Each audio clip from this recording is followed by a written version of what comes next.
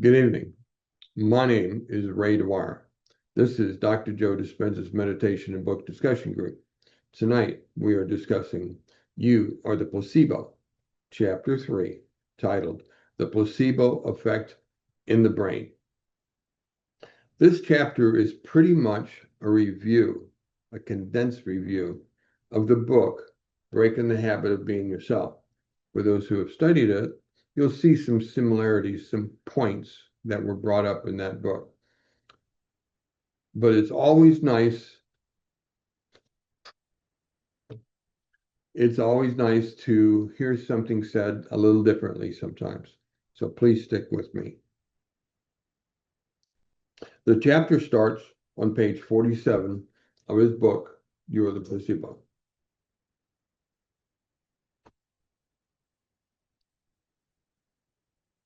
As the stories in the last two chapters illustrate, when we truly change our state of being, our bodies can respond to a new mind, and changing a state of being begins with changing our thoughts, because the size of our enormous forebrain, the privilege of being a human being, is that we can make thought more real than anything else.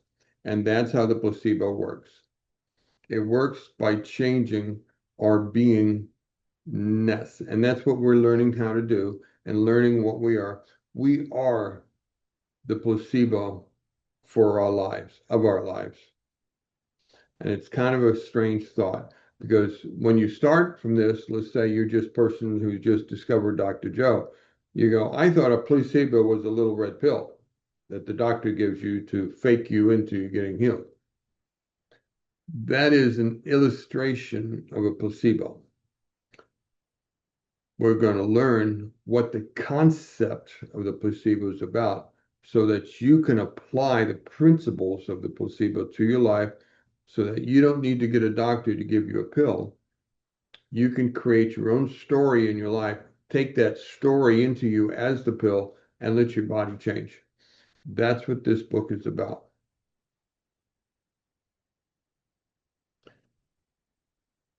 I explained conditioning, the first element, in the discussion of Pavlov's in the previous chapter. Conditioning happens when we associate a past memory with a physical change. We're driving down the car. Let's say some years ago, we're driving down the car, down the road, and we turn this corner, and there's a pothole, bam, bam, and it scares the tar out of us. We have a physical change because the fear that simply hitting that unexpected pothole in your car brings. Now, 5 years later, you're driving your car and you cross that same curve. That pothole had been filled for 5 years now.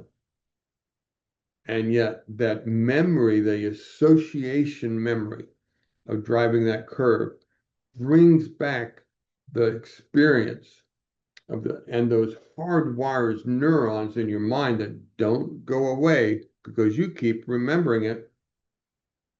And you just get near that curve and you feel the tension and the chemistry rush. An external event creates an internal event. And nothing happened except a memory, and yet you are reliving the event. That is an associative memory. And those things rule our lives in more ways than we know. The next thing you can automatically do is to look for something in your outer world. We could say it was your internal state of being that promoted you to think about the past choice you made and an action. Your memory, your internal memory of going through that curve is an internal memory about your external world that caused the internal memory, and you got this loop going on. This is kind of what post-traumatic stress disorder is about. We have an event in our life that traumatized us, created intense neural pathways. The energy of that moment told our minds, this is important, remember it. And so over the next many years, every associative memory, whether it's a color green or a curve in the road or a certain sound of road and your tires on the road. You keep rehearsing the terror of that moment. And here it is years later, and you're still rehearsing hitting that pothole. The moment you notice a change in your environment, you pay attention to what it was in your outer environment that caused the change. That event where something outside of you changed something inside of you is called an associative memory. You could be driving along, keeping with this same curve meditation, going down another country road, could be in another state, nothing to do with the original, but it has some similarities. And so you get this rush of fear. That's associative memory. That is post-traumatic stress, where something just triggers by association a reaction in you. What does this have to do with placebo? This is the mechanism by which placebos work. It's the same mechanism that works for a lot of different expressions in ourselves.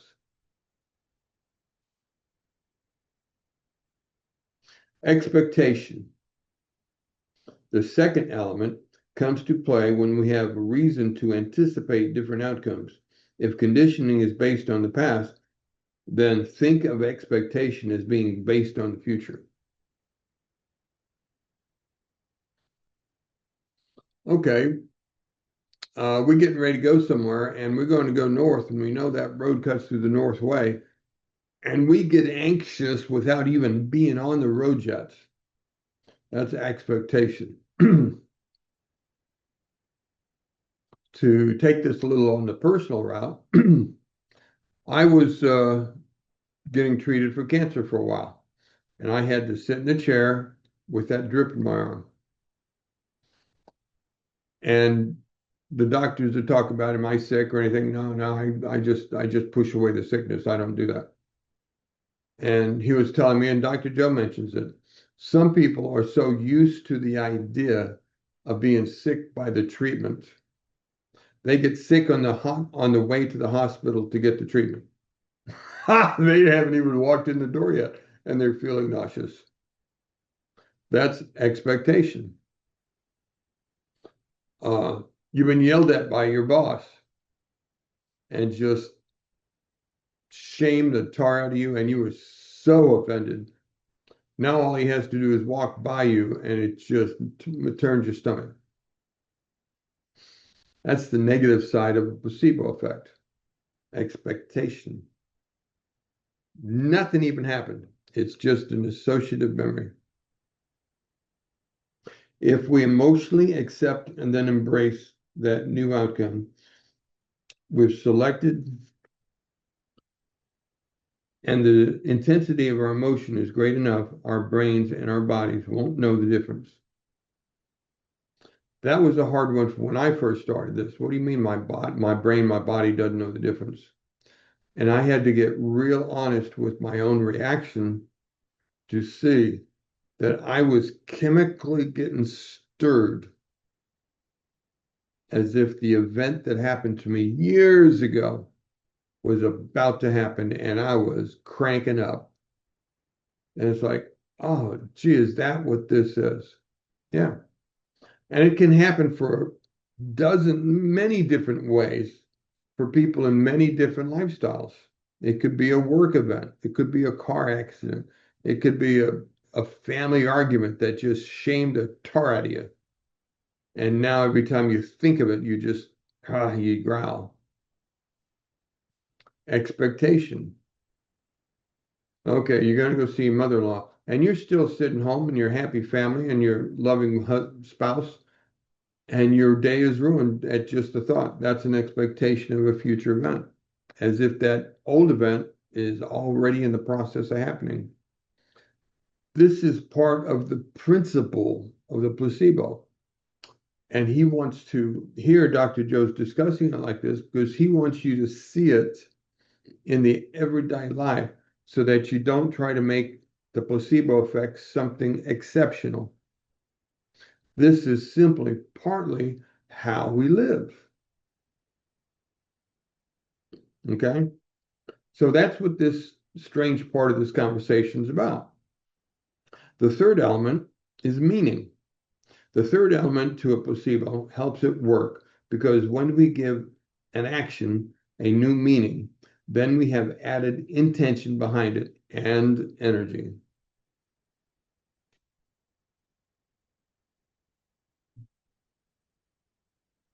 Meaning is something that happens not in your head, it's a heart thing. It's a little deeper, so it's harder to explain. That's when you put labels on events that really are just a bad event and there's no real meaning to it. Let's go back to that pothole. You hit the pothole, scares the tar out of you, and you put a label. Oh, I hate this. Oh, I'm so afraid. I don't want to. And you start putting labels on your psyche for this moment that just scared the tar out of you. Instead of going, oh man, that scared me, and then you just blow it off. Instead, you start rehearsing it and labeling it in your sight inside you.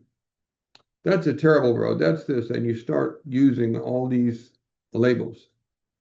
You're adding meaning to it, and those meanings give associative labels into your beingness, and your heart starts clinging to them. Be careful when an event happens that you give labels to it. It could be just a bad event, harmful, disruptive, whatever words. I don't like using bad because it really doesn't mean anything. Could be just a traumatic event.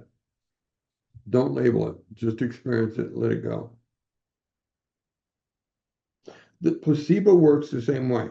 The more you believe that a particular substance, procedure, or surgery will work because you've been educated about its benefits, the better your chances are responding to the thought of improving your health and getting better. In other words, if you place more meaning behind the possible experience, the thing or external environment in order to change, the more likely to be successful. Just by the fact of you going into surgery and labeling this surgery, learning enough about it to give it a positive meaning, positive structure, positive event, your body will have more instruction in it to say, this is beneficial to my body and will help me heal. And that suggestion that you give it, not the nurses, you give it, this body is going to, he's cutting me open, he's taking in this, and this will help me heal. I can see this body healing. The fact that you drive that suggestion in will help you heal. This was driven in the last chapter by the story of placebos for optimistic people and pessimistic people. The same suggestions can be given to optimists as the pessimist. And if it's a positive suggestion, the optimist people will have a stronger effect than the pessimist. If it's a negative suggestion, the pessimist people will have a stronger negative reaction than the optimist. So give yourself a strong pause. This is going to help me heal. This is stuff like this. I've been dealing with cancer for 17 years now, almost, and I never take drugs. I did the first year because I was getting surgeries and heavy chemo that first year. And but other than that, I don't take drugs. I don't even take aspirin. I don't even take Tylenol. They ask me what pills, medication. I don't take any. What do you mean you don't take it? You got this, this, this. Yeah, I know. I don't do that. Why? I tell myself I don't need it, and so I don't. And they look at me like, don't you get headaches? Well, yeah. Then why don't you take a pill? Because by the time I get up, go to the cabinet, and that pill works for me, I've gotten rid of the headache anyway. Because I know how to tell myself this instruction. I do. For a guy who's got a list of surgeries that I got, you'd think I'd be on something. Nada. Seriously. Simply said, the more you believe in the cause, the better the effect. Now, I'm sounding like I'm boasting a little bit. If I was that good at it, I wouldn't keep getting cancer treatment, right? So I'm pretty good at it, but I don't walk on water on this. I still have to deal with this darn cancer stuff. My body just, but I've got some crazy stories to go with it.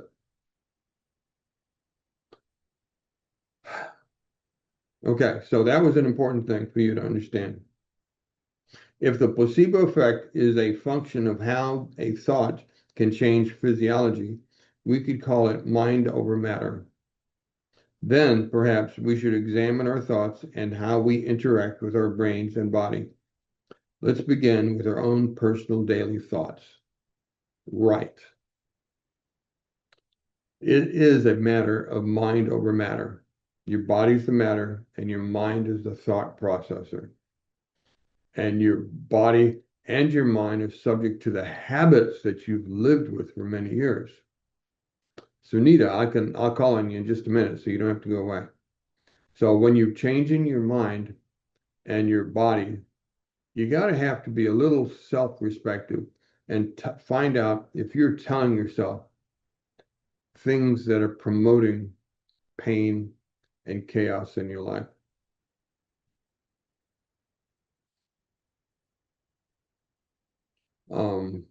I haven't figured out what my trigger is.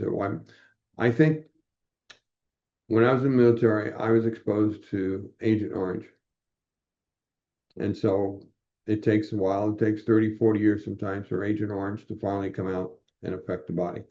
That's science. And so I'm dealing with it. In the meantime, I think I'm overcoming it pretty good. So that's where the cancer is really coming from, and I'm learning how to survive it. So Nita, did you want to say something? Your hand came up for a moment, and then you disappeared. Yeah, I had a question about you were just talking about those associative memories, and you go into a pothole and you have a reaction. So, how do you break that? Uh, how do you break it? That knee-jerk reaction which you have when something has happened and it brings back a bad situation in your mind. How do you break Well, it? well, it's a case by case basis, but there's certain principles that you can apply. One is that when you feel that reaction rise in you, let's take the something innocent like a pothole that just scared the tar out of you. And every time you get near that road, you feel a reaction. You start telling yourself, this is a memory. And the memory, excuse me,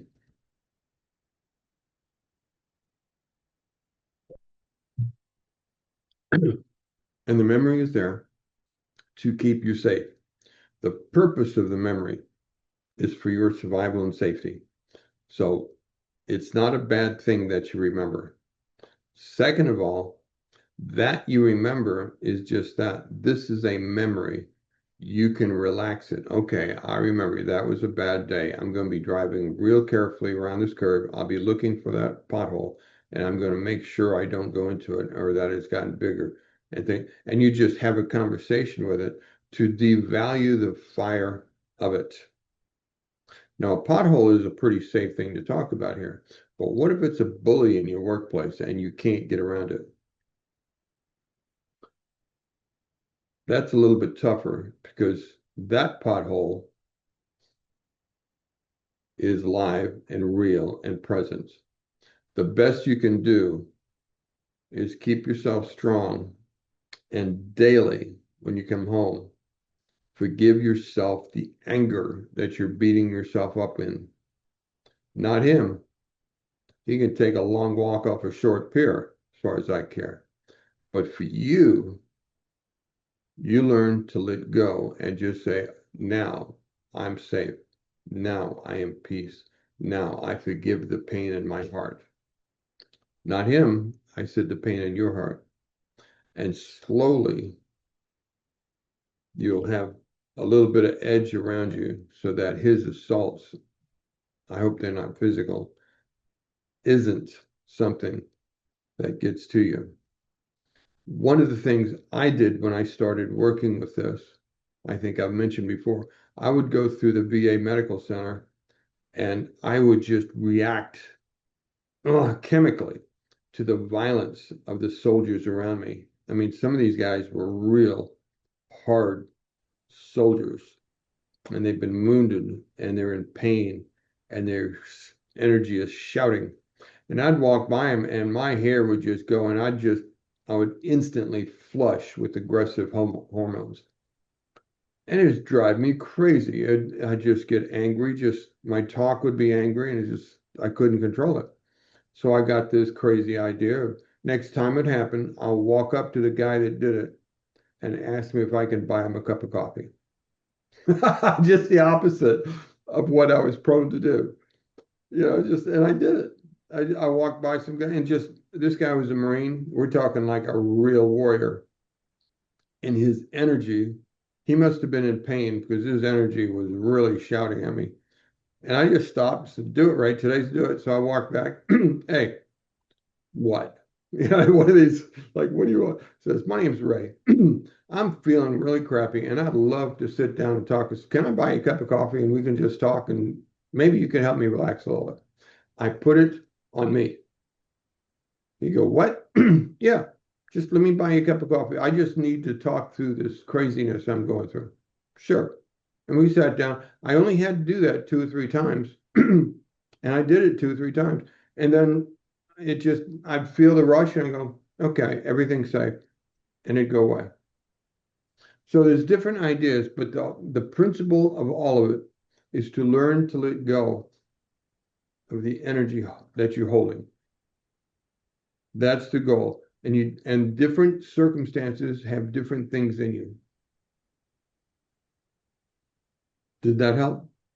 So you mean that you have to keep assuring yourself that you're safe, you're safe, you can let it go, you're safe. Right. Now let's take a deer in the woods as is example that Dr. Joe says. A deer is walking through the woods and a pack of wolves attack him. That deer will run his tail up to get away from those wolves. Just run and he'll dodge and run and jump and whatever it takes until he has outrun those wolves and those wolves give up. 15 minutes after he's free of the wolves, he's looking around and eating, chilling out again. I went most of my life not being able to do that.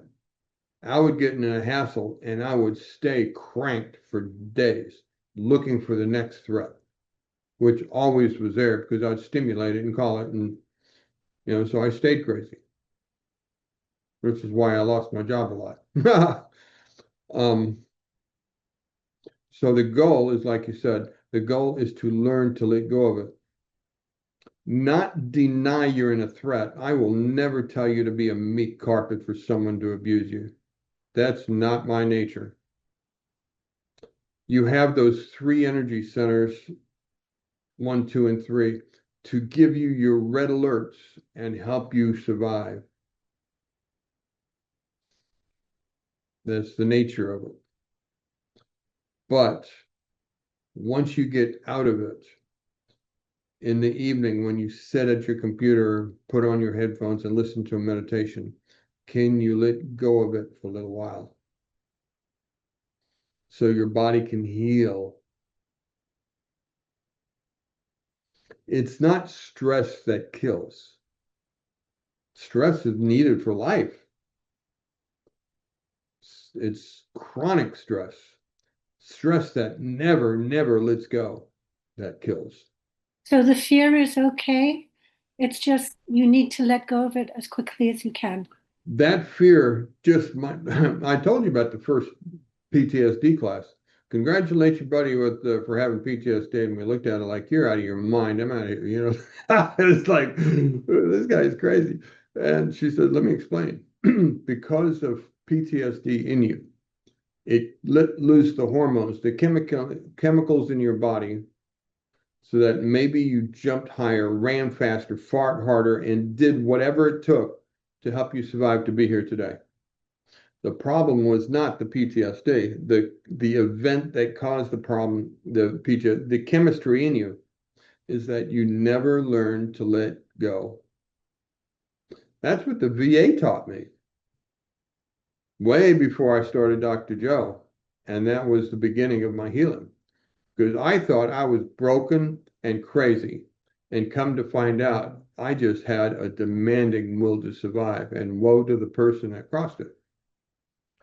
I just never learned how to let go. And that class was the beginning of letting go. But how does that fit in with what Dr. Joe says that you need to change yourself? Because isn't it about, okay, so when you let go of the fear, then you're changing yourself. Yes, But then because if you're changing the meaning. Remember, if someone attacks you, you have a meaning of vengeance. I want vengeance, I want justice. And you put that label in your heart. You change the meaning and just say, that was a bad event. That guy's a jerk, and I hope karma gets him. But for me in my house, I want peace. And you do what it takes to have empty hands. Every example gets down to this: have empty hands. That meditation we did, feel the space. How you feel the space, have empty hands. If you're stressing out, very good. Change your relationship to the event. That's exactly the right expression. The event is what it is. The event was written in the book of life. yeah, but the event keeps coming back as a bad automatic It is reaction. proper for you to protect yourself from a bad event. Do it, and just woe to the guy. I can't stop somebody hurting me the first time, but woe to the guy that tries to do it a second time. Because I'll be ready and I'll have no mercy. And then I'll come home and meditate and be at peace.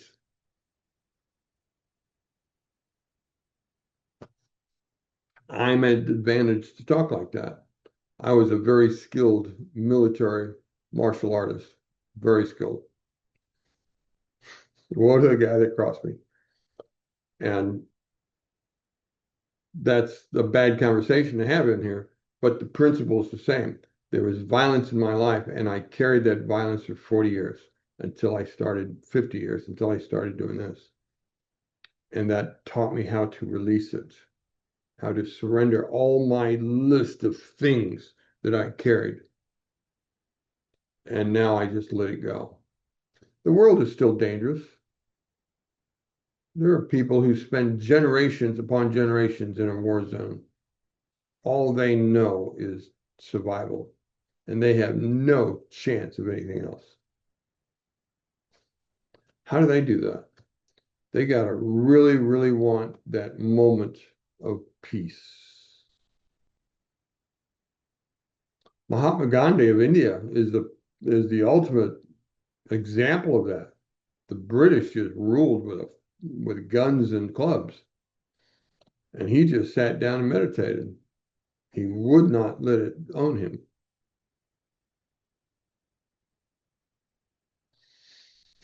I don't think I could do that, but that's an example of letting it go. And that's what we're practicing here. That's what we're beginning to understand with the placebo. Because as long as I was doing this, I was driving pain into my body, and my body finally broke. Once I started doing this, I don't even take aspirin, and my body heals.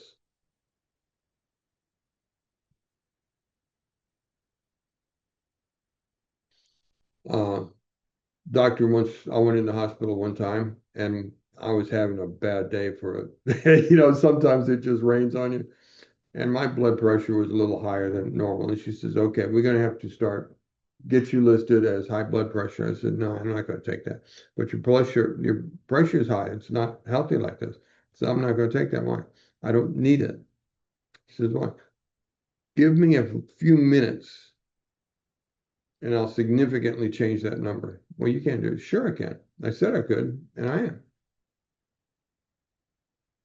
And so my wife watched me sit there and do my thing. She sits there and goes, there he goes. And so she puts it on. It was like 10 minutes later, and I'm like 25 points lower in just 15 minutes. Yeah. What's really funny is when you challenge me, I can put my blood pressure different for each arm. I can make one arm 10 points different from the other one. Again, why? Because the body responds to the instructions you give it. That's placebo. The meaning. Are you serious, Ray? You can really do that? Yeah, Easy. I've demonstrated it. That's real hoot. Oh my gosh, that's Yeah, crazy. it is. The blood pressure is a fraud. Blood pressure is my wife eats so much salt, I can't eat her food. And you think somebody that eats that much salt has high blood pressure, right? She's such a chilled out lady. The last time we went in the hospital, she got a checkup. They asked her if she'd be interested in taking something to help her with her blood pressure to go up. She looked at me and all, and she goes, ah, because she knew I'd be telling her I was worried about how much salt she got. She just goes, ah. It's just an attitude. Fraud. Blood pressure is a fraud. So is cholesterol. Anytime the doctor tells you about either one of those, unless they can point to a cause, don't pay any attention to it. They don't even know what causes cholesterol. Never mind, moderator. It's stupid. Can you tell me more on that? My cholesterol is Not high. now, but at another time, I'd love to have that Okay. conversation. All right. Well, okay. Do you know 85% of the cholesterol in your body is your body made it? I do know that. Then if you cut the cholesterol you ate by 50% significantly, it wouldn't change jack with the body. You'd change a few points. Yep, that's So right. what the hell does a pill do? It forces your body to do something different. And they don't even tell you why the body's doing it in the first place. They don't know why the Hmm. body's doing it, but they're going to force it to change. The hell with that. So, yeah, thank you I heard that breath. I heard you. And then, Okay. and then, yeah, I do also have the high blood pressure this morning for some reason. And I took 15 minutes. It's come down from There it is. 125 to 100. Yeah. There it is. That is. My normal is 125 to 135. That's just, I haven't been exercising lately, and so it's gone up a little bit. But 125 is my normal, and but it's gone up to 135 because I just haven't been exercising like I should. So, but well, anyway, we're getting off subject, but that was fun anyway. Placebo, the anatomy of a thought. It sounds as though I'm saying that we live a huge part of our lives on autopilot. And that's exactly right. Thinking the same thoughts leads us to make the same choices. Making the same choices demonstrates the same behavior. Demonstrating the same behavior leads us to create the same experience. Creating the same experience leads us to produce the same emotions. And those same emotions drive to the same thoughts that started the circle. So, you want new thoughts? Get new information. Enter Dr. Joe Dispenza with new knowledge. If you're building your knowledge after all the education that you got from your past, you're just choosing from the same menu. You need to get a different teacher. Enter Dr. Joe. He's about as different of any teacher I've ever come across.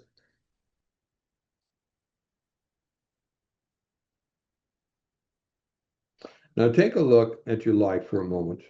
What does this mean for you?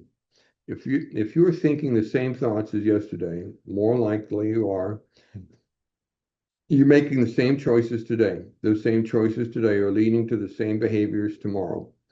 The same behaviors tomorrow are producing the same experience of your future.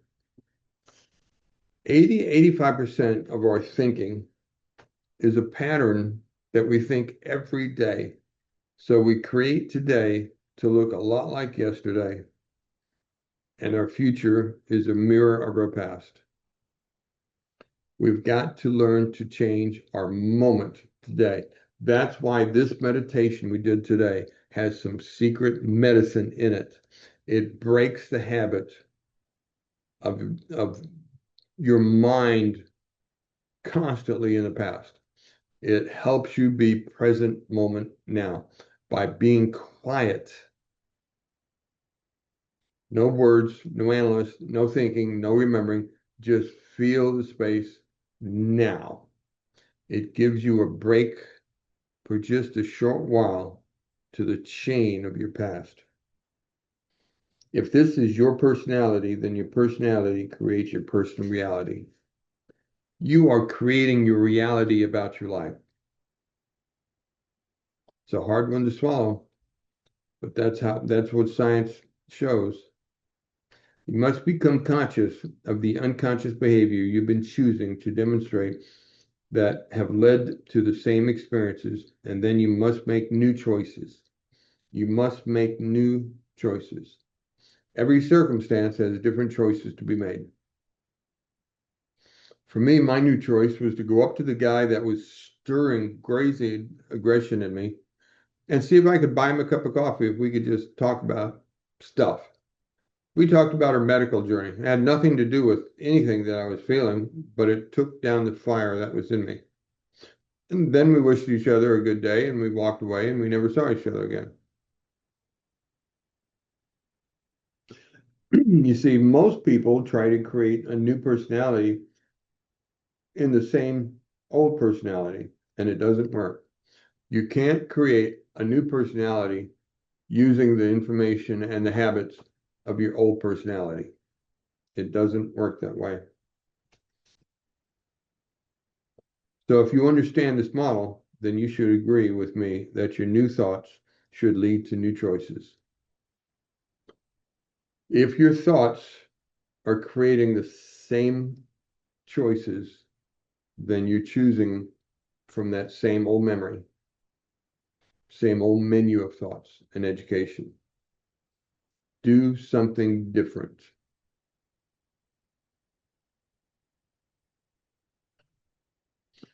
Should change as a result of this new personality, this new state of being, and it's a state of being. That's kind of what we were practicing in this meditation.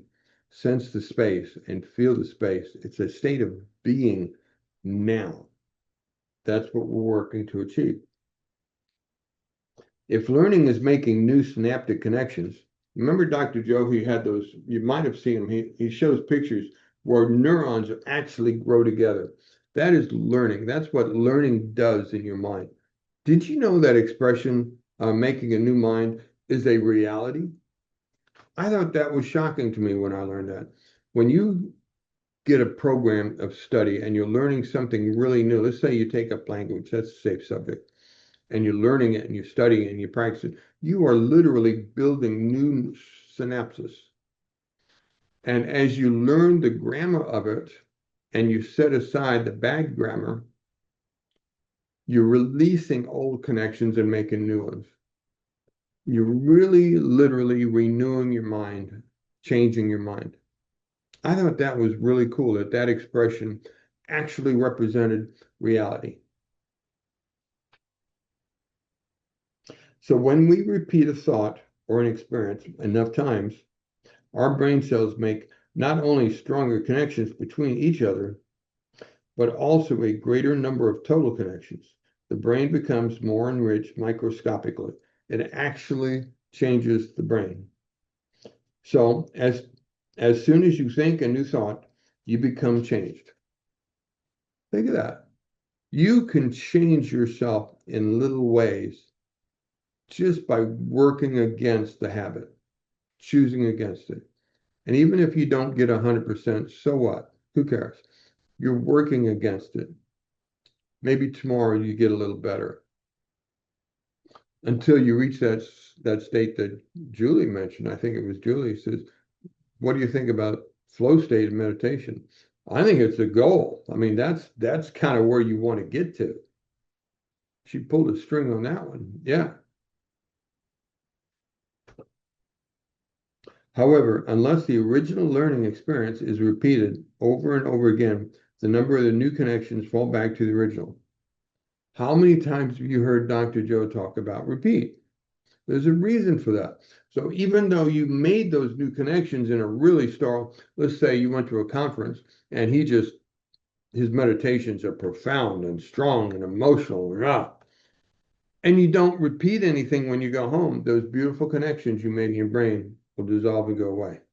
It's like a body muscle. You work at the gym for a few months and you get nice, strong, hard muscles. Then you sit and couch potato for a few months. They just go away. It's the human experience.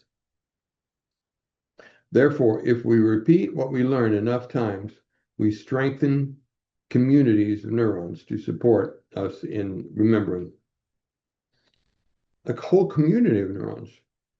This is why it's important for us to continually update and review.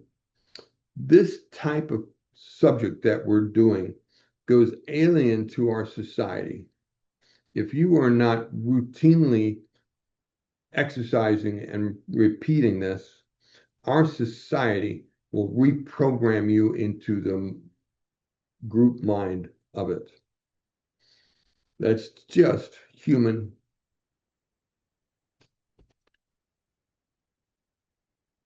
One of the most basic principles in neuroscience states nerve cells that fire together wire together. Now, this was something that I had to deal with in post-traumatic stress that I did not understand for the longest time, and it was really odd to me. Associative memories. I knew I had aggressive issues, anger issues. I didn't understand the associative memories that set me off. But you can have things that a color can set you off on a flashback. And you put a color and a circumstance together, and you're off to the racetrack. Associative memories fall into this. Nerve cells that fire together wire together. You ever heard the expression that just blew your mind? Well, think of the graphic. Boom. The main event is let's say this represents the main trauma of the event, but this is the color green of the dress you wore. This is the color red of the vehicle that hit you. This is the curve of the road you were in. And this is the person sitting next to you. He was wearing blue. And this is the music on the radio. These are associative memories that drive this memory. Now you're going down the road and some red car honks the horn and you just, out of proportion to the circumstance, freak. Why? Because it's not that the red car honked his horn, that's annoying, but that it drove that memory right into the associative memory of a car accident, and you relived that moment, and all the chemicals of the fear of that moment just rushed into your mind.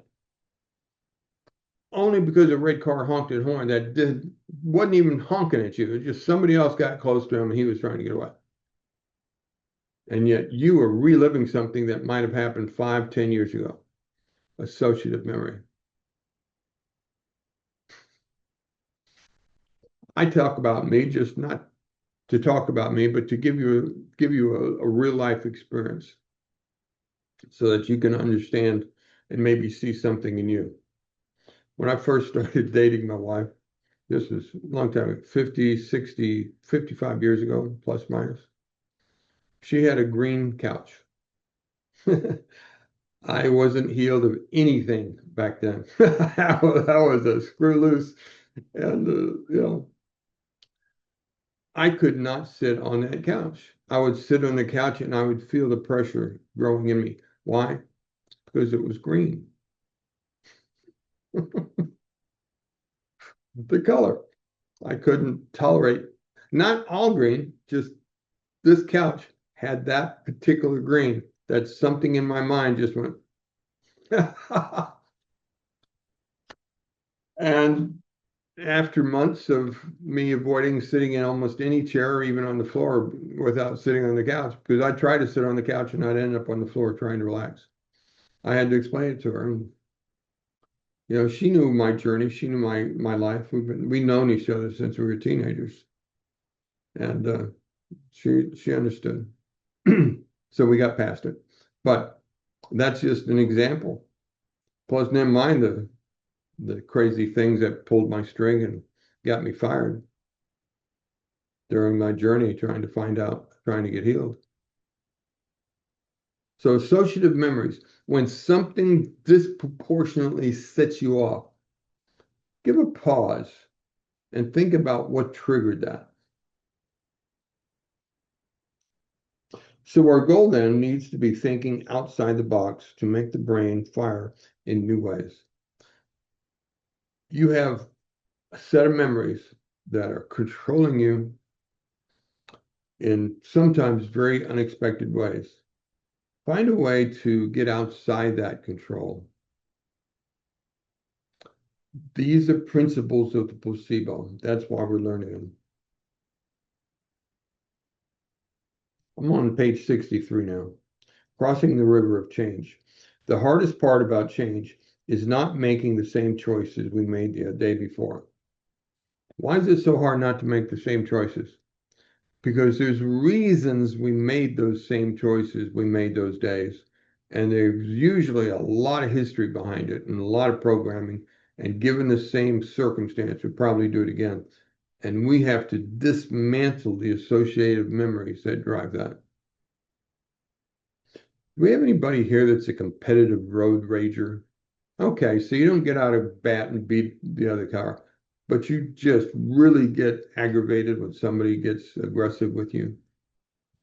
I used to be not as bad as some crazy people, but I used to just, oh man, now I don't care. I just say, oh, go ahead, you got more time. I got more time than you do, and I just change the rules of what's in my mind. I got more time than you do, so you go ahead. Change the rules. We immediately feel uncomfortable. Why? Some associative memory back when taught us to be competitive when we drive. That's stupid. And yet many people feel that way. And uncomfortable as they may feel at first, that's the moment we know we've stepped into the river of change. I like the river. If you notice, when I go into a shared screen, my background is a river picture. It drives a good message. Remember that meaning thing? I have a meaning in me for that river. Usually when people step into the river of change, that void between the old self and the new self is so uncomfortable that they immediately skip back to being what they were. This doesn't feel right. I'm uncomfortable. I don't like this, doesn't feel good. Well, good. That means you're changing. That means you're challenging the status quo. That means you're trying to do something outside of the programs that drive your life. That's a good feeling in this case. It's worth examining to make sure that you're not just doing something reckless, because those senses are there for a reason. But it's worth looking at. Sunita, I see your hand. Thank you. Yeah, I'm still kind of stuck in between a couple of things. Uh, you say that we have to change, right? So then how do you know that you are looking at the right thing to change? Because my question before was, well, I have this pothole in my life which, kind of revs me up and I need to change it. But you said, no, you need to let it go. So how do we figure out what we need to let go of and what we need to change? Because those are two different things, right? Yeah, I'm Right. confused. First of all, you don't fix a pothole. It's not yours to fix. So what you're fixing is your reaction to the pothole. Or maybe your reaction is your circumstance that you put yourself in to that. Like if you know that pothole is there a convenient route around it? A lot of times you can do that. But if you're working with somebody and they're just two desks away, you can't reroute your way around it unless you can just find another job. Maybe you're working in a place where consumers are just abusing you. You want an example of that? Watch what a teller in Walmart has to deal with. Just stand back and watch. It is just those poor ladies. Oh my goodness. You'd think, well, anyway. Yeah, sometimes you have circumstances in your life that are tough. The trick is to change your programming in your heart and how you react to those programs and how you hold on to them. But that was kind of my question that, the reaction that I have is like fear. I can feel it rolling around in my stomach. How do you get Right. rid of the fear? I know that you had mentioned in one of the chapters we were discussing, I think it was in Breaking the Habit, where you said if I was, you would touch everything in the house and say, okay, you're safe. But Yes. how do you do that in a situation which isn't like physical that you can touch? It's maybe you're having an argument with someone, but you wanna say, no, I'm safe, I'm safe, even if this person is aggressive or whatever the situation is. If you are in real danger, find somebody to help you. There's got to be somebody in your life that will interfere. If it's just harassment, you have to learn to let go of it. There's been bullies from the time you were in high school. It's a part of life. Um, So my and job is only to let go of it, not to your fix. job is to not own it. If you've owned it in the past, now you have to let go of it. If you can have an event happen to you and you know that that person is reacting out of his own pain, not you, then when you get finally separated from him, you know it wasn't you. And you just got to be like that deer in the woods. Take a few minutes and let go of it. And then how do you figure out the things that you really do need to change? They're generally in your face. I've talked about uh, how I got my mind quiet. I would say I had somebody ask me, well, how do you know which one to deal with when you got a whole bunch of them? And I had a bunch of whichever one's in my face that day. There's always one right here. And if it's in my face, that means most importantly, it says it's already connected to my heart. I don't have to go hunt for it and meditate it up. That means now I can see it, I can feel it in my heart, and I can know what it is, I can remember it. And now all I have to do is change the meaning of it. Oh, that was a bad, that's not a terrible thing. No, that was just a bad day. And I made some bad decisions that day that just turned out and messed up a lot of things. And I forgive me. Or it's somebody who really got in my face and yelled at me. I got through it. I didn't lose any teeth this day. We didn't call the cops. We just kind of yelled it out until we were separate. And then I'm free again. And then you just do what it takes so that your goal is the same in all circumstances to get your hands empty. Change your relationship to the event until you are free of it. Sometimes you need help. Sometimes you need somebody to get in between you and the opponent because that guy just has you targeted. Sometimes that's real. And not just for ladies. Sometimes guys just target guys and just say, here's an easy mark. I'm going to take him apart. The world is like that. Sometimes that happens. I am glad to say that my world has gotten less and less of that.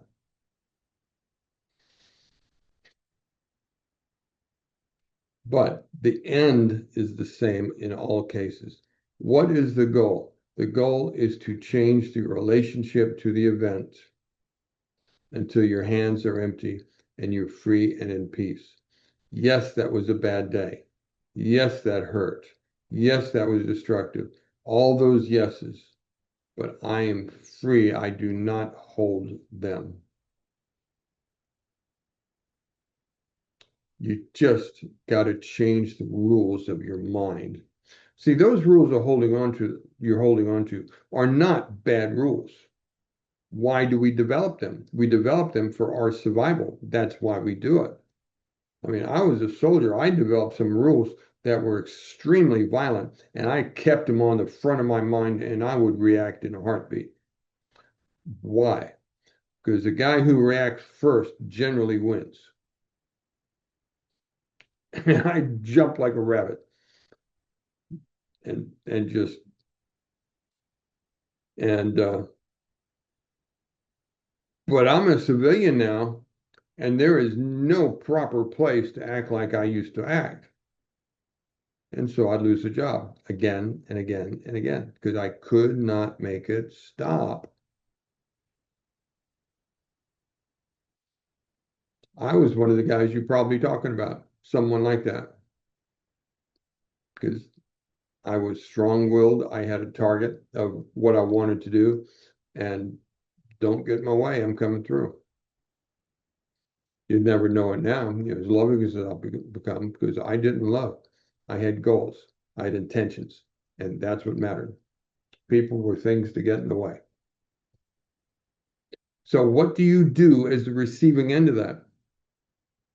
You protect yourself in the moment and you let go after that because it most likely had little to do with you personally in the first place. But I don't care how you package it, the end goal is always the same. Find a way to relieve yourself of the meaning of the event. Find a way to let go of the pain. Be like that deer. Get away. And when you finally find yourself at distance to the opponent, relax and eat some grass. Find other deer to hang around and have peace.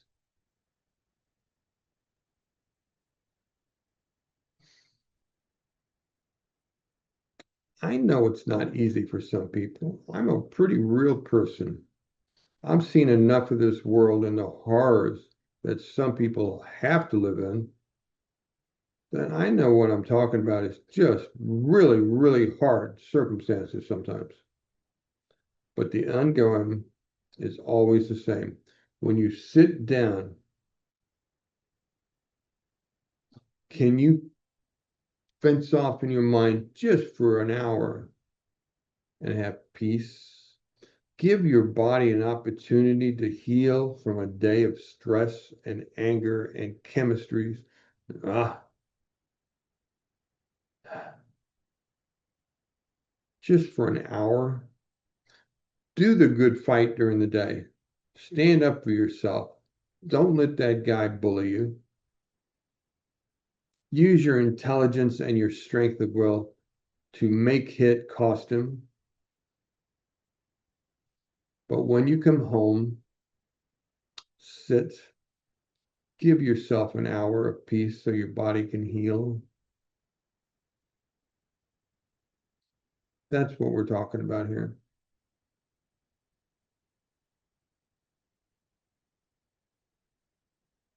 You'll find when you start doing this,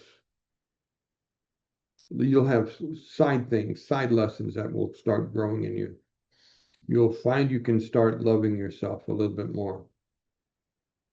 You'll find you'll have windows of opportunity to love things in your environment that you didn't know you could love because you're too on guard to let your heart open to do it.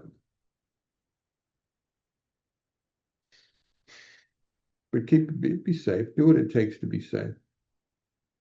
Always. There's no victory in being bullied. That's silly.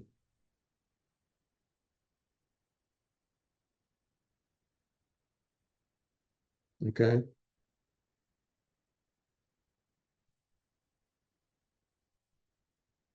I hope my heart was message was in that. I hope you received it. Once we understand that crossing the river of change and feeling that discomfort is actually a biological, neurological, and chemical event, and even genetic death of the old self, when you get this change in you deep enough, even your genes change their output chemistry.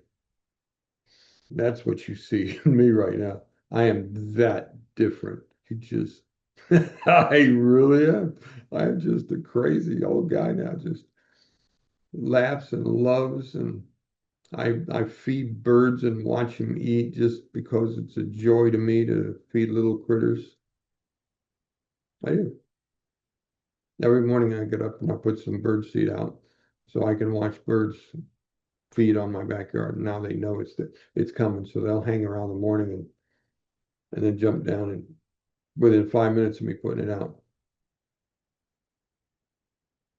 Some people call this experience the dark night of the soul. Why?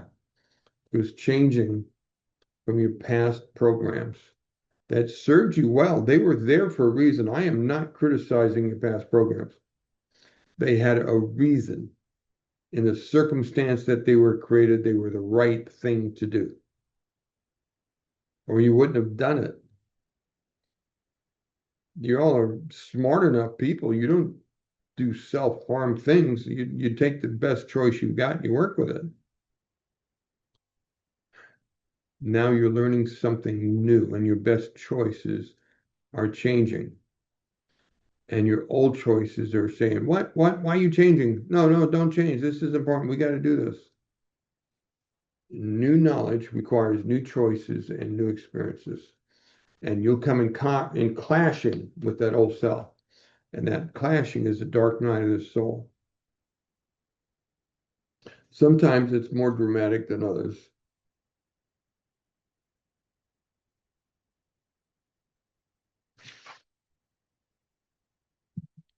As the new self is born, we must, when Dr. Joe says must in his statements, you need to be alert on this. This is on page 66.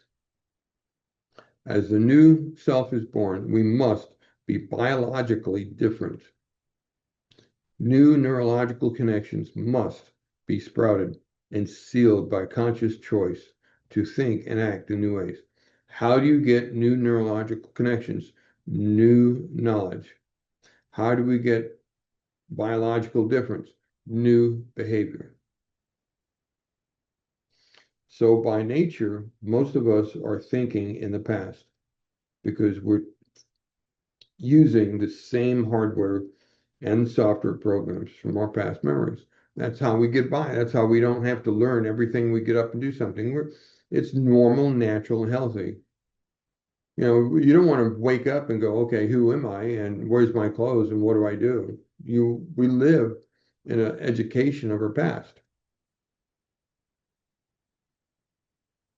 If our environment is regulating how we think and feel every day, then in order to change, something about ourselves or our lives would have to be greater than the present circumstances of our environment. What that means, if our environment has this program to do something, we have to choose beyond the energy that program is pushing us to do. Some people I've talked to just said they started changing what they ate for breakfast, not because of some health reasons, just to do something different. They'd reorganize their desk, not because it was better, but to do something different, to force a change in their behavior, to help them be a different connection in their mind, a different beingness. So they started just doing little things consciously to break the habit of some of those things in their life. A state of being is when our mind and body are working together.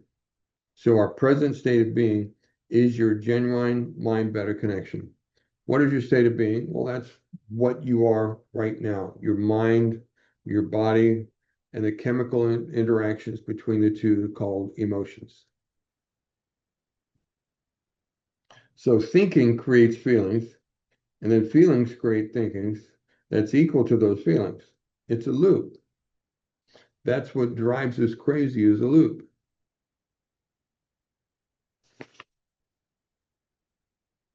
Those emotions, which we are nothing more than a chemical recording of the past, are driving our thoughts and are being played out over and over again. As long as this continues, we're living in the past. It is your body memory that's driving most of our life. It is how we survive in this very complicated life. So you don't wake up one morning and you're a different person named different things. You start making choices.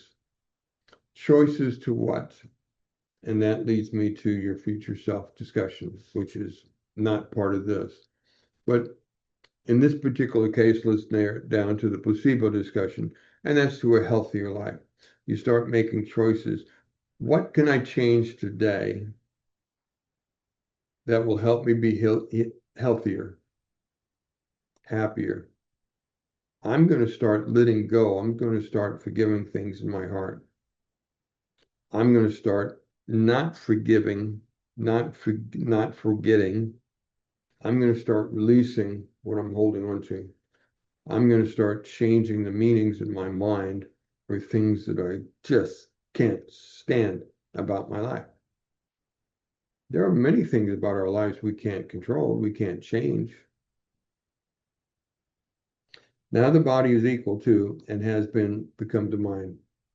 When your body is making these chemicals, your body is the mind that's ruling you. So only when the brain produces a lot more heightened emotions does the cells become willing to close the door. You've got to choose. Some of you may have heard me say it, how bad you want it.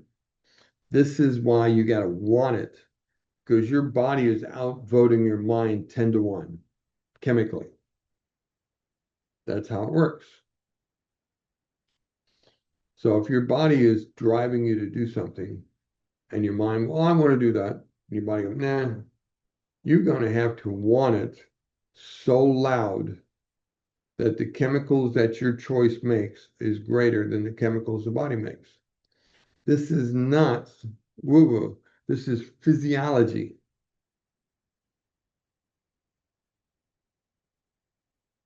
That sounds very much like an addiction. Yeah, a little bit like that. You ever been addicted to anything? Many of you have not, but some of you have. And your body shouts at you, and to choose against that shout until you're free of that addiction, that mind has to really, really choose. So now when I use the term emotionally addiction, you'll understand what I mean. When feelings have become the means of thinking in this manner, or we can't think greater than we feel, I got angry and I couldn't think past the anger. Then we're in the program. Our thinking is how we feel and our feeling is how we think. That's how I lived for 40 plus years. And I didn't know how to get out.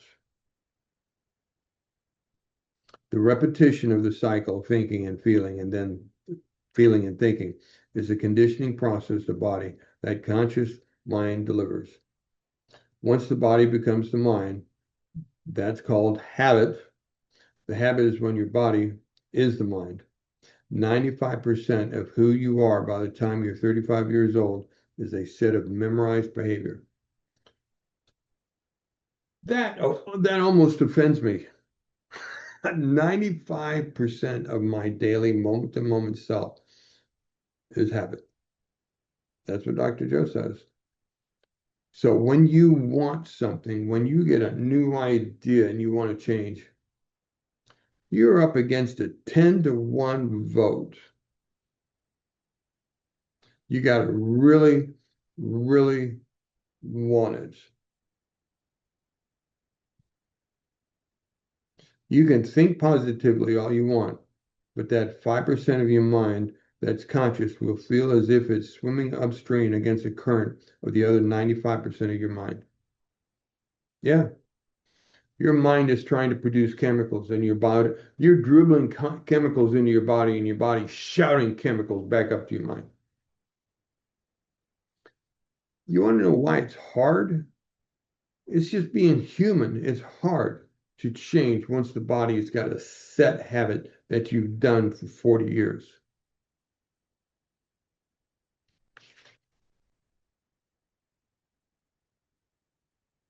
So when your body makes these autonomic physiological changes, it's because you have associated the future thought of standing in front of the audience delivering a presentation with past emotional memory. It's talking about a guy who had a fear of speaking in public. And he's just created this monster reaction, and you just can't do it. So he's relating to a past emotions, and he just can't get past it. I want to point out that feeling and emotions are the end products of past experiences. If you're doing this feeling emotional stuff, you are writing a past event. Think about that event and see if that's what you want to carry into this moment that you're getting ready to do. If you don't, then you need to learn how to step out of the relationship to that event. You do that by changing the meaning of that event. In this case, in this chapter, he's talking about a guy who had a problem with public speaking. You associated a cause with an effect, and your own conditioning process began. You did that. The event doesn't give two hoots about you, it's just an event. You created a meaning and applied it to the energy in your heart. And now that energy in your heart is ruling your life. On the ride, you keep recalling the event over and over again, and to varying degrees, every time you remind yourself of your experience, you produce the same chemical change. We have a trauma and we rehearse it 1,000 times. Your body believed that it was living in the same experience over and over again. I thought it was just military people did that when I was younger. Of course, that was my world. It took me some education and some eye-opening to see that this is just a condition of life for many people, many different forms of trauma. As you expect the thought that your future, as you expect the thought that your future will be more like the feeling of your past. You keep doing that, and that feeling becomes your future. You're creating your future by that feeling. Now hold on to that statement. By driving that experience in you and expecting it, that becomes your future. That's PTSD in its many, many forms. And you know what? That is placebo. You take the doctor sells you this placebo. It's the most important thing. It will make you smile for a week. And you take it. That sentence is, as you expect the thought, it will project into your future and create your future. All this stuff that is pain that we've been talking about is giving you the foundation of why the placebo works and how it works. Don't get into this chapter and thinking, well, I'm just learning a whole bunch of miserable, sad stuff. You are learning the how and the why placebo works. This will change your life. I live this. I'm telling you. I go in there and doctors just can't understand why I have no prescriptions, no med, and I don't even take aspirin. And I refuse it when they try to give it to me. I had one nurse stubborn says, okay, give it to me. I'll throw it away when I get home. Why? I'm not going to give it to you if you just throw it away. Then don't give it to me because I'm not going to use it. Why? I don't need it. Well, it says right here, they'll change by tomorrow.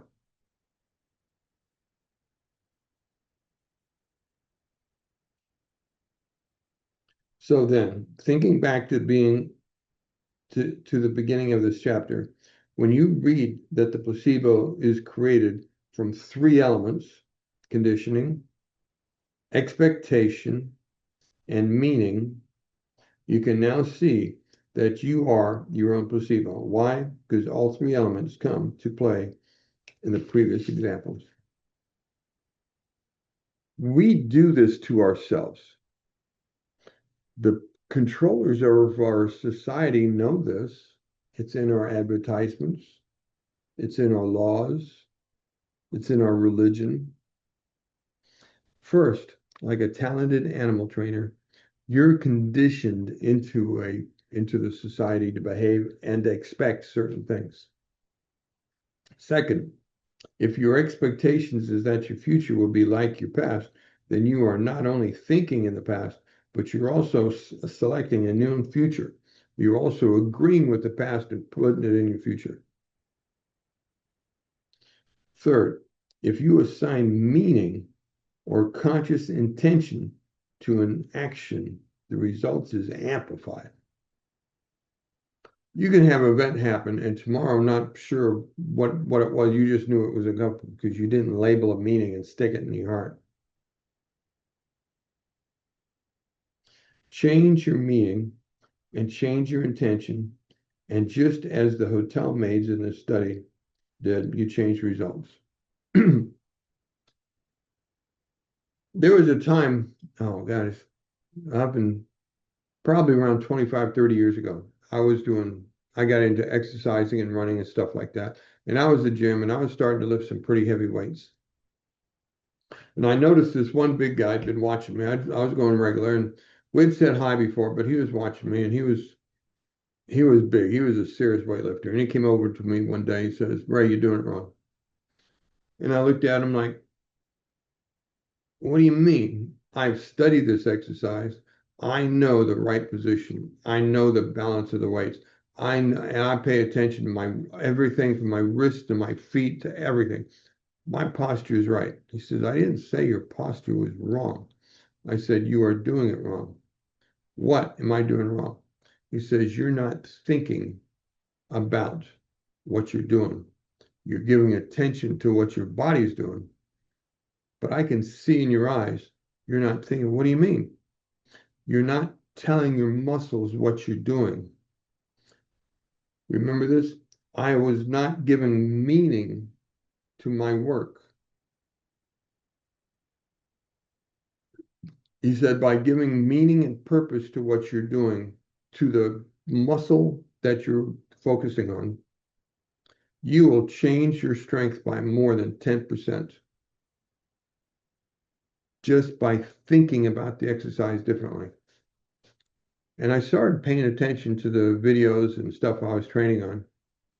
And the guys that do the heavyweights, they get into their mind and they do incredible things because they add the mind connection to the work. Even something as boring, well, it's exciting to them, but as heavy weightlifting, these guys know this formula: conditioning, expectation, and meaning. And they live it. Why? Because the body responds to the meaning. I had the expectation, I had the conditioning, I hadn't learned to give it meaning. And when I did, within weeks, my numbers went up. Just like, and I could feel my body respond to my mind being in my body, telling it what was going to do what and what I expected of it. So whether you've been trying to affect positive changes to create new states of being, or you've been running on autopilot to straight and staying stuck in the same old state of being, the truth is that you always have been your own placebo. That's the end of this chapter. And I think it's very important that you're aware what I keep pointing out. This is the downside of the principles of placebo, so that you can understand that when we go into this book and we start talking about the recipe of the placebo, this isn't woo-woo. This is what we do all the time. And this isn't about the placebo. It's about you yourself is a placebo for your life. Well, that's what I wanted to say today. Thank you for the discussions we've had so far. They were really good. Anybody else have something to say?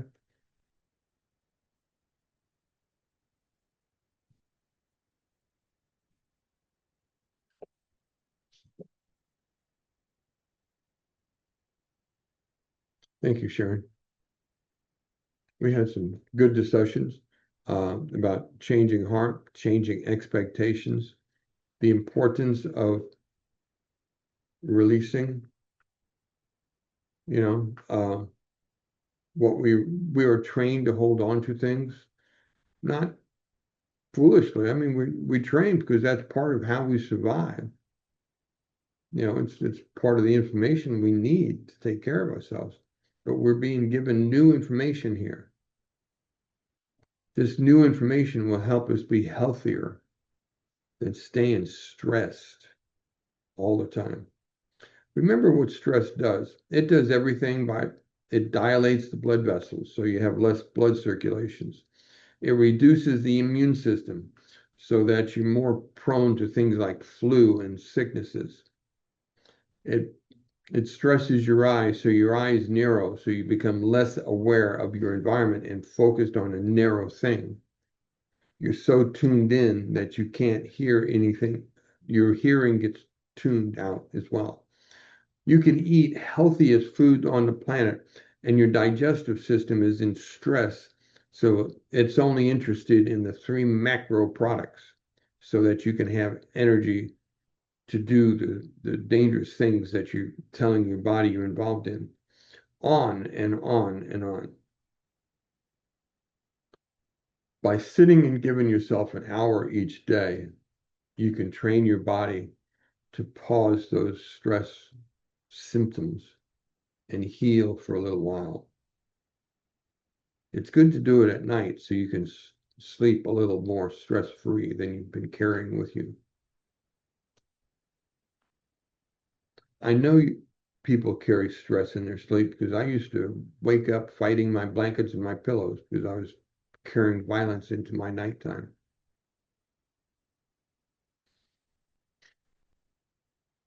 Learn to live a free life.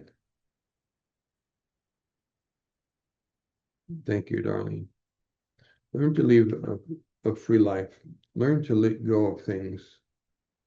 Learn to change the meaning.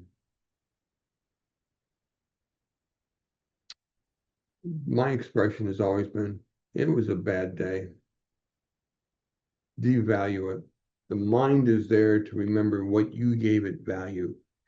Sunita, thank you for your hand. Yeah, I have an example of this, like the guy who he's talking about who has a problem with public speaking. I had this last weekend. I went to San Francisco, and we went to the Sutro Baths, and there are some like ruins over there that you can walk on the walls. And I freaked out over there. I got on that wall and I couldn't get down. My mind just went bananas. And it was like, I was like scared out of my mind. And there were like ladies walking with little kids on the wall. And I was like freaking out that I can't get down. And it wasn't dangerous or anything, but my mind, I don't know what happened. And I'm like, I don't know, what is this? I guess, can you think your way out of something like that? Because I'm If you can think your way into it, you can think your way out of it. Did you ever discover in your own self the associative memory that put that fear in you? Where did that level of fear come from? First of all, it is inherent in humans to fear heights, bangs, and darkness. That's built into our genealogy when we're born. okay. There were 5-year-olds walking.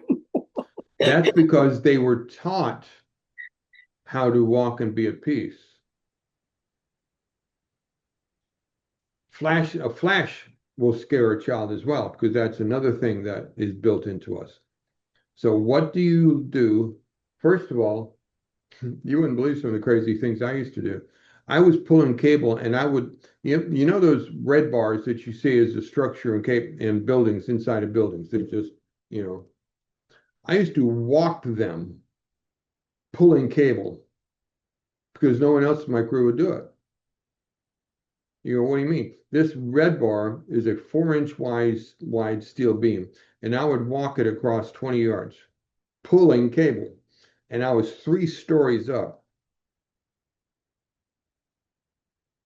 Why? Because I had absolute confidence in my strength, agility, and sense of balance. I had absolute confidence in it. And I would just pull cable and walk across it.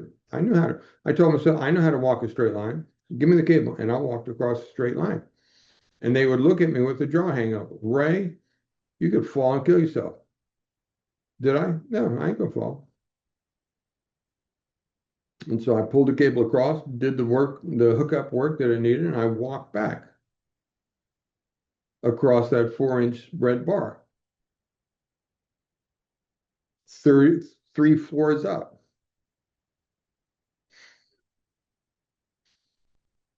And just said, okay, what else needs to be done? Oh, my boss chewed me out. He says, what the hell? I says, what? We needed that hooked up. We got it hooked up. But to me, that was just walking a straight line because I had confidence in myself. That's an extreme the other direction.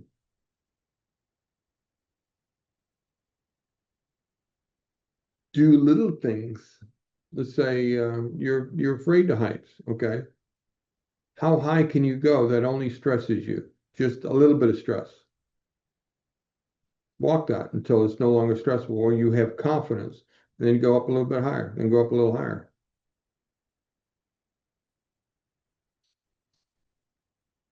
Do you think everybody that does mountain climbing and hill climbing are not afraid when they start? Of course they are. Heather, thank you for raising your hand. Yeah, hi. I had a question about like how you were describing resolving some of this stuff that just kind of has its hooks in us. Like you talked about the story of at the VA and you would, to change this experience, you went up and asked the guy to go for coffee, right? So you could do something different with it, right? Yes. Um, like it is might be a weird question, but it'll kind of help me try to see other possibilities. Like, what if the soldier would have said no to you? If he was like, no, like you're like, can I take you out for coffee? And he's like, no. So then, like, you're trying to do something different with the person, but say they don't want to engage in something different with you. Like they just want it. I would walk away and think I picked the wrong guy because I know Uh-huh. G I know GIs. I was one. They're all Uh-huh. there screaming for help inside, Mm-hmm. one step away from overreacting. Mm-hmm. I mean, we don't want to be crazy, we just are. You know? Mm-hmm. And Yeah. if somebody would just give us a chance to cool the fires, most of them would. And if he said no, I just tell myself, okay, have a good day. Uh-huh. Oh, And then, you know, yeah, like maybe I should get more specific. So, like with my mom, I want to change the relationship between her and I, right? So it's like I want to do something different. I want to communicate differently, but she doesn't want to do that new communication. She wants to do the old communication. Do you know what I'm saying? Like oh it's yeah. hard when you want to do something new, but the other party like doesn't want to do something new, right? You are not responsible. When I asked that guy I could buy him a cup of coffee, I was not trying to change him. I was trying to Mm, change me. mm, I was I was trying to get me free. And I was just hoping if I could find somebody, if I could change, maybe I could do somebody in the process. mm, That's the target. Don't take yourself responsible to change somebody else. mm, You're working on you. If do something that changes you and offer that to her. Sometimes you will change in a way that will cause people to reject you. Let's say you're a smoker and you decide to quit smoking. No, there's a culture that would reject you in a heartbeat. I don't want you around me. You don't smoke anymore. mm. I used to be a heavy drinker. Beer. I used to drink beer. Yeah, you ever seen the Coneheart show where they buy 6 packs of beer? I used to be a conehead beer drinker. Just crazy amount of beer. And I quit drinking beer and I changed my culture. And everybody that I knew just wasn't around me anymore. I didn't do what they did. Sometimes when you change your environment. It's like it said right here. You change your personality and your personal reality will change. Not always in the direction. Your reality is sometimes unpredictable in what changes. Sometimes you'll lose some people that you thought you'd always have as friends. And sometimes there's somebody standing by waiting for you to get a different spirit so that they could be your new friend. Yeah, yeah, that helps so much. Like you can't change them. You can't even change the dynamic with them, but all you can do is work on changing yourself, right? So There it's it is. like, Yes. yeah, you can't And even work, you can't even try to change a dynamic with somebody. Like that's not even something we have power to really do. you shouldn't even target it because Right. they would sense you interfering with them and aggravate them. You just Mm, offer your new self and see where it goes. uh-huh. Sometimes you'll be Yeah. surprised where it goes. Let me tell you my latest thing. My wife started playing pickleball, that little racket game, and this is a little lady, and her husband's got cancer, and so we became friends. Her son is a high level guy in VA support for veterans. I just found the advocate that I was looking for to help me get some VA care that I've been looking for. Why? Because my wife made a little change in her life and decided she'd go play pickleball. Mm, Make those little changes that benefit yeah. you. You'll be surprised. You may be surprised in what you Yeah. attract. Yeah, like something I wanted to just share is like, so I've been doing my own like inner child work. Like that's just me like doing this work for me on me. So like that's a good focus, right? Like just doing my own inner work, right? Yeah, yeah. Yeah. Nothing to do with them, right? Just me, like me work doing my inner work, and maybe that might create change around me. Maybe, right? Like in different It ways. changed me so much I can't even measure how much it changed when I completed what I call my child work. Just Mm. absolutely stunned me. And the peace of mind that I've gained from successfully completed the circuit of my son. Myself is my son, however I say that. But me as a child, my child work. Okay. Okay. Got it. Thank I you, went Ray. I went from Yeah. having nightmares all my life to a quiet mind. I just Mm. can't tell you what that's like. It's like somebody turned the lights on. Instead of having nights and shadows and nightmares, I now dream of angels and blessings and holding my wife's hands as I go to sleep. It's just absolutely crazy what this old man is like on the inside now. Do I still have problems? Oh, sure I do. I'm so frustrated with this continuous cancer issue I deal with. I'm cross-eyed over it. But inside, I've got it. I still don't take any aspirin. I don't need it. I just think about it and it goes away. I still don't take blood pressure medicine because all I do is do a little breathing for a few minutes and it drops 20 points.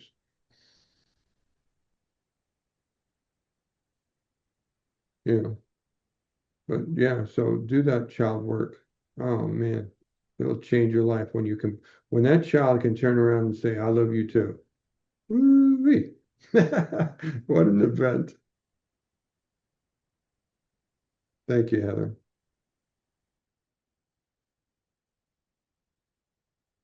Thank you. Yeah. Thanks, Ray. All right. We're kind of at the end of this game here. Any last words before I say goodnight?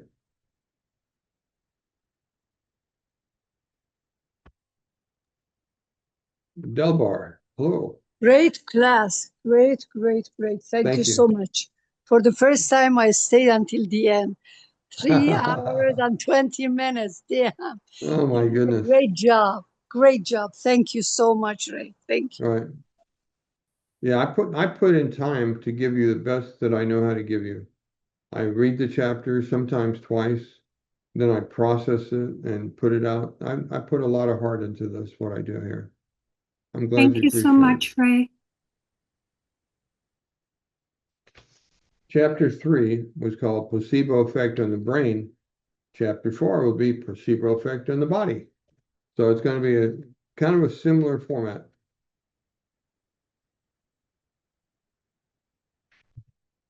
And then the following one is thoughts that change the body and the brain.